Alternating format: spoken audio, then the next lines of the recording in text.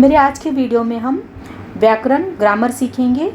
हिंदी में सर्वनाम कहते हैं और इंग्लिश में उसे प्रोनाउन कहते हैं। तो मेरे पिछले वीडियो में हमने पुरुषवाचक सर्वनाम, जिसे इंग्लिश में पर्सनल प्रोनाउन कहते हैं, वो देखे थे और पुरुषवाचक सर्वनाम के 3 भेद के बारे में हमने एकदम डिटेल में सीखा था।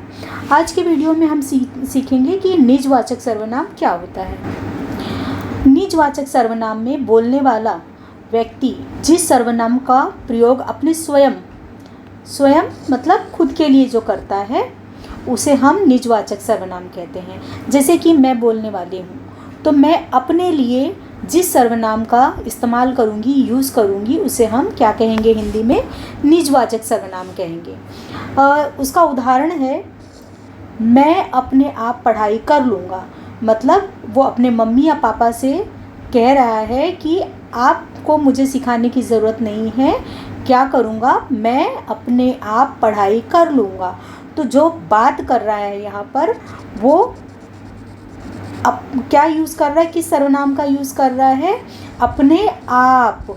मतलब जो लड़का है वो क्या कह रहा है? मैं अपने आप पढ़ाई कर लूँगा। तो अपने आप जो है वो क्या है? उसे हम निजवाचक सर्वनाम कहते हैं। तो मतलब मैंने किस सर्वनाम का यूज़ किया?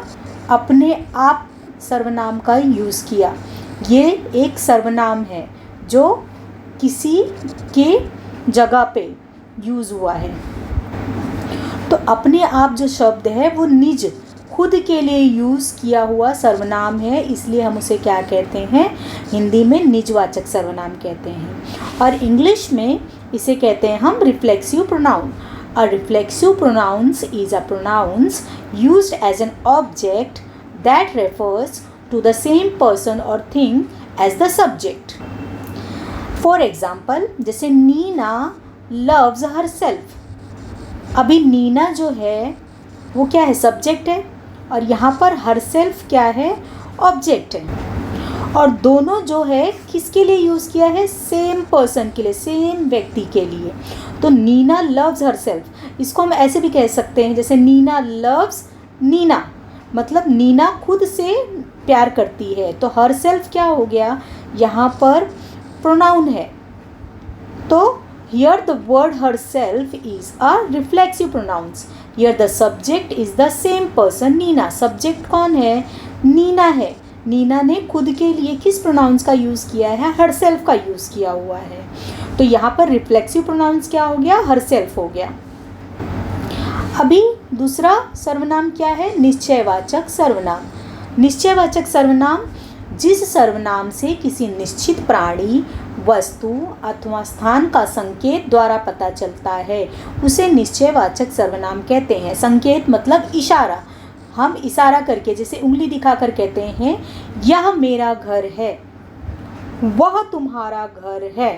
तो हम संकेत दे रहे हैं, हम बता रहे हैं, हम दिखाकर बता रहे हैं। तो जो हम इशारा करके या दिखा के बताते हैं और वो एक निश्चित है, मतलब ये कंफर्म है कि वो क्या है? यह मेरा घर है, वह तुम्हारा घर है। दोनों क्या है? निश्चित है। तो हम किसी निश्चित, किसी फिक्स, जो एकदम पक्का है कि हाँ भाई ये मेरा ही है, वो तुम्हारा ही है।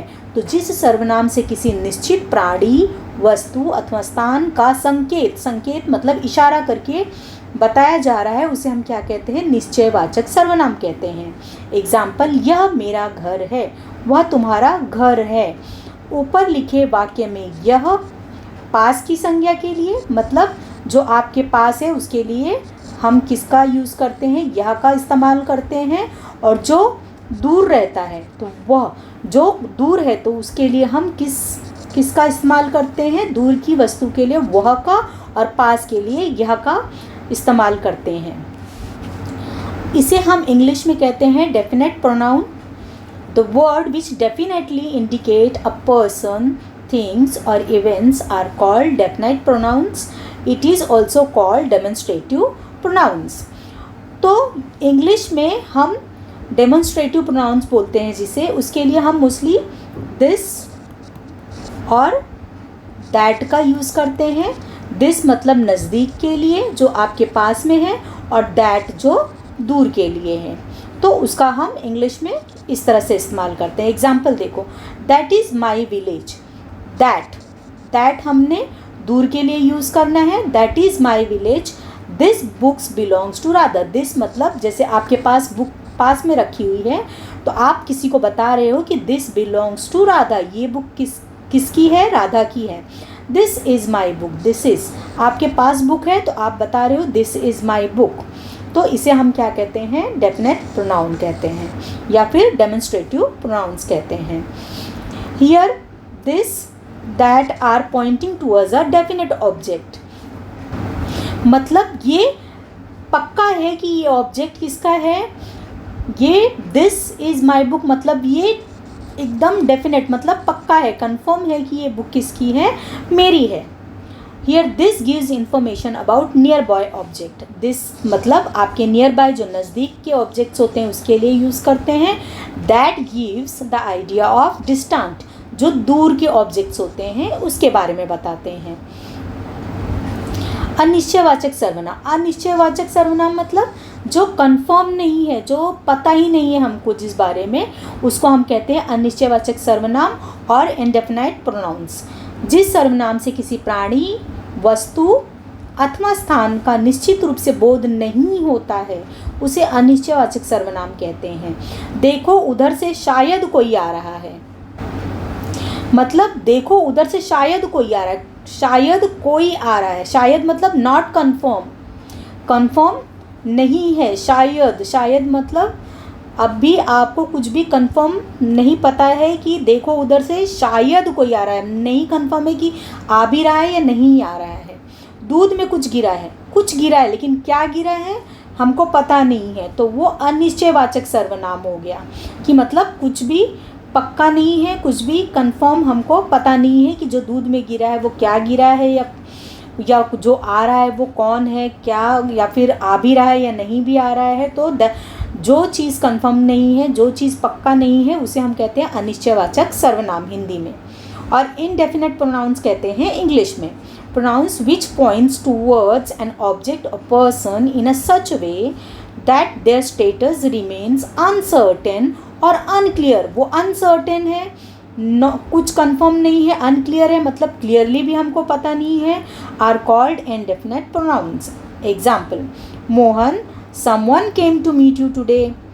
कोई, समवन, अभी हमको पता नहीं है कि वो समवन कौन है, इसलिए यहाँ पर भी क्या हो गया, ये इनडेफिनेट प्रोनाउंस हो गया। Something has fallen into the food. कुछ गिरा है, क्या गिरा है हमको पता नहीं है, मालूम ही नहीं है, कंफर्म नहीं है कि वो क्या चीज़ गिरी है, कचरा गिरा है या फिर कुछ मच्छर गिर गया, कोई क्या गिर गया, हमको कुछ भी पता नहीं है। तो इसलिए हमने यहाँ पर क्या बोला है, इसे इनडेफिनेट प्रोनाउंस बोला है। Here someone and something are indefinite pronouns giving an idea of person और थिंग्स। सिर्फ आइडिया दे रहा है, बता रहा है। संबंधवाचक सर्वनाम किसे कहते हैं? संबंधवाचक मतलब जो सर्वनाम वाक्य में किसी से संबंध को सूचित करता है, रिलेशन, संबंध को बताता है, उसे संबंधवाचक सर्वनाम कहते हैं। उदाहरण, एग्जाम्पल क्या है, जो करेगा वो भरेगा। तो यहाँ पर जो और वो क्या है, एक दूसरे से रिलेटेड है, संबंधित हैं, जुड़े हुए हैं। तो इसलिए हम क्या कहेंगे इसे हम कहेंगे संबंधवाचक, क्योंकि जो और वो क्या है, दोनों एक दूसरे के साथ जुड़े हुए हैं। क्योंकि हम यहाँ क्या बता रहे हैं, जो करेगा वो भरेगा। कचरा जो यहाँ पड़ा था वो उठा दिया। किसको उठा दिया हमने? जो कचरा पड़ा था वो उठा दिया। तो यहाँ पर जो और वो का आपस में संबंध है, तो इसलिए एक दूसरे से ये संबंधित है, इसलिए हम इसे क्या कहते हैं, संबंधवाचक सर्वनाम कहते हैं। और इंग्लिश में इसे क्या कहते हैं हम, रिलेटिव प्रोनाउंस कहते हैं। The words which show mutual relationships, एक दूसरे के साथ रिलेशंस को बताते हैं, are called relative pronouns. In other words which connect to sentences, क्या करता है, दो सेंटेंसेस को कनेक्ट करता है, जोड़ता है, उसे हम क्या कहते हैं, रिलेटिव प्रोनाउंस कहते हैं। You will pay as you do, जैसा तुम करोगे वैसा भरोगे, वैसा ही तुम्हें वापस में मिलेगा। तो ये पूरा एक जो सेंटेंस है एक दूसरे को, दो सेंटेंस को जोड़ रहा है। You will pay as you do, तो दो सेंटेंस एक दूसरे से कनेक्टेड है, जुड़े हुए हैं, इसलिए हम इसे कहते हैं रिलेटिव प्रोनाउंस। प्रश्नवाचक सर्वनाम। प्रश्नवाचक सर्वनाम क्या होता है? सर्वनाम से प्रश्न का बोध होता है, उसे प्रश्नवाचक सर्वनाम कहते हैं, जिससे हमें पता चलता है कि कुछ प्रश्न पूछा गया है, क्वेश्चन पूछा गया है। तो जिससे हमें ये पता चलता है कि हमने किसी से प्रश्न पूछा है या क्वेश्चन पूछा है, तो उसे हम क्या कहते हैं? प्रश्नवाचक सर्वनाम कहते हैं। उदाहरण क्या है? एग्जाम्पल, आप कौन हैं? अब तुम क्या करोगे? इसमें कौन और क्या, इनसे क्या पता चल रहा है हमें कि प्रश्न पूछा गया है। तो ये क्या हो गए? प्रश्नवाचक सर्वनाम हो गए। कौन का प्रयोग हमेशा हम लिविंग थिंग्स के लिए, जो जीवित हैं, जैसे कि एनिमल्स हुआ, उनमें भी जान होती है, इंसान हुए जिसमें जान होती है, उनके लिए हम कौन का इस्तेमाल करते हैं। और क्या का प्रयोग हम उसनी निर्जीव, नॉन लिविंग थिंग्स लाइक जैसे टेबल हुआ, चेयर हुआ, जिसमें जान नहीं होती है, उनके लिए हम यूज़ करते हैं। नाउ इसे इंग्लिश में हम कहते हैं interrogative pronouns. The pronouns which are use to ask questions are called interrogative pronouns. जो क्वेश्चंस पूछने के लिए, प्रश्न पूछने के लिए इंग्लिश में यूज़ किया जाता है, उसे हम क्या कहते हैं? इंट्रोगेटिव प्रोनाउंस कहते हैं। For example, What is kept in the basket? Basket में क्या रखा हुआ है? Who is standing outside? बाहर कौन खड़ा है? What are you eating? आप क्या खा रहे हो?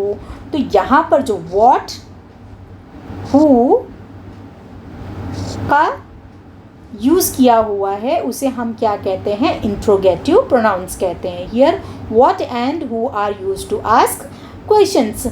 Who और what से हमें पता चल रहा है कि यहाँ पर क्वेश्चन पूछा गया है। तो होप आपको आज का वीडियो अच्छे से समझ में आ गया होगा। और सर्वनाम इंग्लिश में, प्रोनाउंस हिंदी और इंग्लिश में, सर्वनाम और प्रोनाउंस हिंदी इंग्लिश दोनों में मैंने आपको अच्छे से एक्सप्लेन कर दिया है। होप आपको अच्छे से समझ में आ गया होगा। फिर भी आपको कुछ भी डाउट है या कुछ भी आपको नहीं समझ में आया है, तो आप मेरे वीडियो में जाके कमेंट कीजिए, मैं आपके डाउट्स को ज़रूर क्लियर करूँगी। Thank you.